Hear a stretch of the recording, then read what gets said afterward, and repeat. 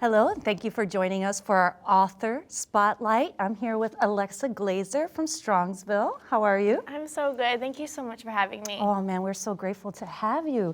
Alexa has written this book, Living the Dream.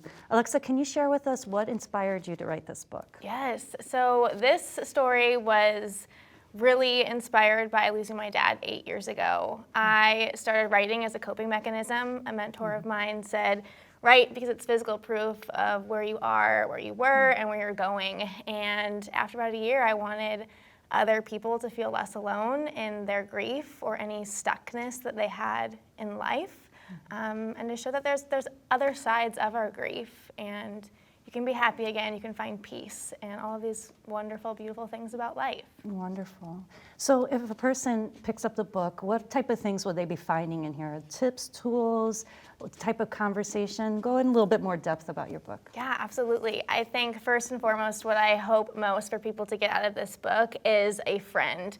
In the very beginning, I lay it out as I want this person to feel like I am the stranger that's about to be their best friend in 30 seconds, and that we are just chatting over coffee or their drink of choice. And in that, there's a lot of storytelling. I would say that it's memoir meets self-help. And so I truly want people to take what resonates and leave everything else behind. I wouldn't say it's a how to live your dream, but it's tips, life hacks, tools, things to try and practice so that you can figure out what's truly best for your personal human experience and how to go and live that dream that you actually have and not that society has. Right. So share with us, are there tips that people can find in the book?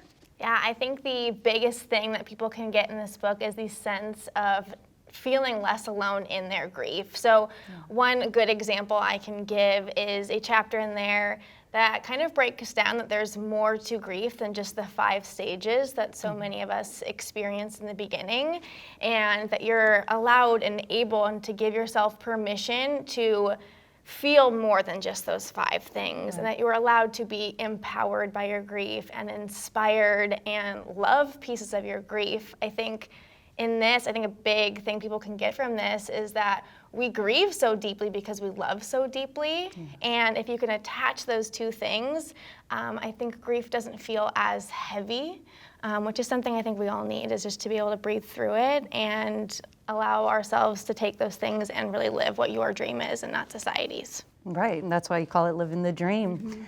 Alexa, can you share with us what does the future hold and where can people find your book? I actually just finished writing my 2nd book, which very much is an extension of this and just kind of diving into healing and really stepping into the best version of yourself that you can.